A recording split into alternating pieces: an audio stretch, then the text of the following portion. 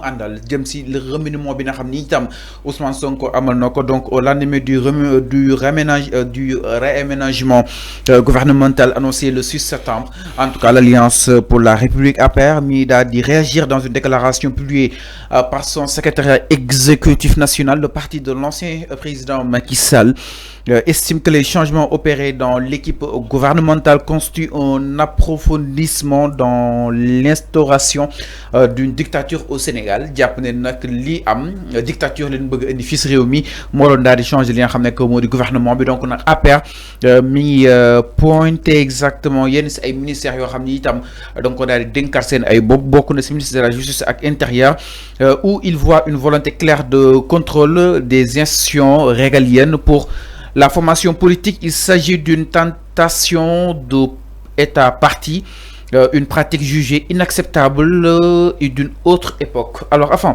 naka na daal di jàngatee li nga xam ne que moo di wàll wi. En tout cas ñoom selon eux ce réaménagement ne serait en réalité qu'un contrefeu destiné à masquer les difficultés de l'exécutif dans ses relations avec le FMI, la gestion des inondations, la campagne agricole ou encore la politique de l'emploi.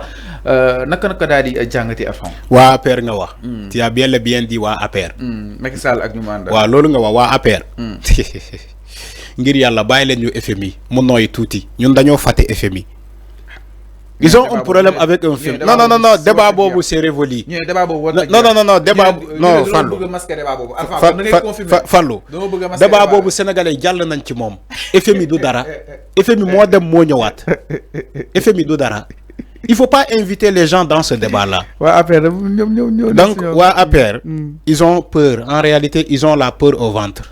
dañoo ragal dañoo yaakaar ni que Jean-Baptiste Tine ak comment dirais-je Ousmane Diagne comme bokkuñu APR kii Pastef moo tax ñuy ralentir les dossiers là. ñoom ils étaient tellement contents de ces deux ministres là parce que amul accéléré wuñu dara dafa ñu liy gaaw moo tax waa APR kontaan. léegi ba ñu namee waa Pastef bu ñu dindee ñaari ministres yooyu namee seen nit ragal bi ñëw. dañoo tiit dañoo ragal jarul ragal bu dee defoo dara looy ragal jarul ragal jamono bii nii dañoo ragal ils ont la peur au ventre Bamba Cissé ak Yacine Fall on attend la suite. C'est un film qui a été lancé gars yi dañoo ragal de billahi wa rasuli gars yi dañoo ragal Yacine Fall Bamba Cissé on attend la suite. On attend avant li ngay wax nii day confirmer que ni vengeance day am dictature day am non en fait ce que tu dis là c'est très grave en fait Fallou billaay dara gënul neex nomination yooyu. non ce que tu dis là c'est grave en fait. yàlla xam na ni dara gënul neex nomination. c'est-à-dire Yacine Fall ak Bam ñu leen xaar donc c'est la leen xaar lu dul defar réew mi lu baax. Yacine Fall maître Bamba Cissé on attend la suite. xam nga dañu ne xam nga Olof Ndiaye dafay faral di ne. ma ñëw Fallou bu la ragal xam nga Olof Ndiaye dafay faral di wax benn baat bu am solo dafa ne Olof Ndiaye day faral di ne. kin bu naree neex. su baxee day xeeñ. moo tax ma ne la Yacine Fall maître Bamba Cissé on attend la suite. c'est comme un feuilleton film bu ñu lancé. ñu jox leen lancement bi gars yi ne film bi ñiy ragal parce que horreur la ñiy ragal parce que film bu leen neex la ñu ne maintenant on attend la suite waa APR loolu la ñuy def ni dañoo ragal.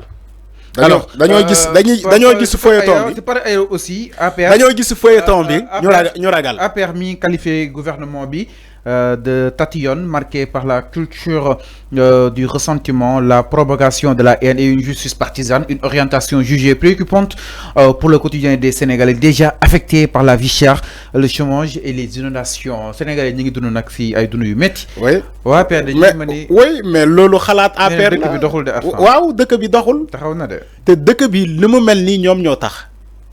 donc ils ont des comptables. Ils ont une part de responsabilité ci dëkk Sénégal nu mu mel nii. ok waa APR ils ont une part de responsabilité. Fallou yàggul dara bu ñu fi jógee. ils ont fait 12 ans à la tête de ce pays. Qu'est-ce qu'ils ont fait.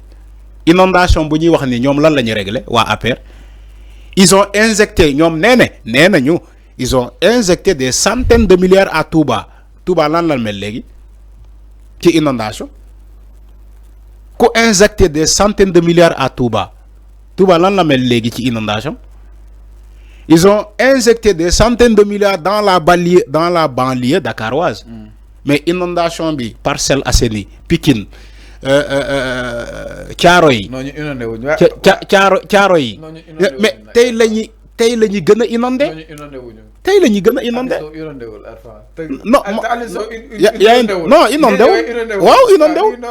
Mais je te parle des lieux stratégiques. C'est des lieux non édifiants. Oui. Donc, kan mo joxe autorisation tabax bi? Alors, il y a parcelle yagna parcelle jamono Diouf la. Non, man waxuma parcelle. Waxuma pour parcelle. Waxuma pour parcelle. Il y a des zones yo xamantene. Non, déglu rek. Il y a des zones yo xamantene. Les terrains ont été distribués à des gens pour ñu dem dëkk. Té xam nañu ki fofu yoonu ndox la. Maintenant, en grosso modo, c'est pas à APR de donner des leçons. Xam nga kan mo meuna joxe ay leçons ki musul gérer mom meuna tok di ne non buñu défé comme un Bougane. Xam nga Bougane musul gérer dara. Il peut parler comme il veut. Ouais, buñu défé li meuna arrêter inondation bi wala buñu défé li FMI meuna FMI un plan décennal. Mais plan décennal bi fa la def au Sénégal quand même. Oui, plan décennal bi lan la def Sénégal? Je pose la question.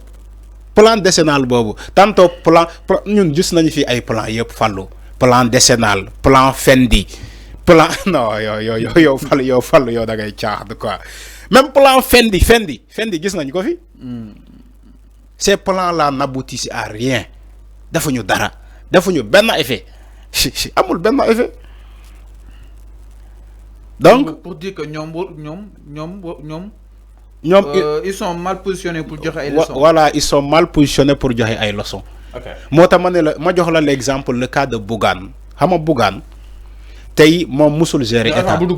Non, juste un exemple. Dama ne Bougane musul gérer état, musul yor dara. Tay mën na tok di joxe exemple buñu défé li mën na arrêter inondation bi wala buñu défé ni FMI mën na ñëw. On accepte ça à Bougane parce que musul gérer dara. Mais quelqu'un qui a géré comme APR, ils peuvent pas donner des leçons aux gens. Non, Sénégalais, duñ leen bal dara. C'est clair. Mi ngi non ñu daal ñëw ci benen ponk sans plus tarder exactement du côté de la régie. Donc ginaaw li nga xamné comme on dit la sortie de Macky Sall ak ñu mu daal di andal. Alors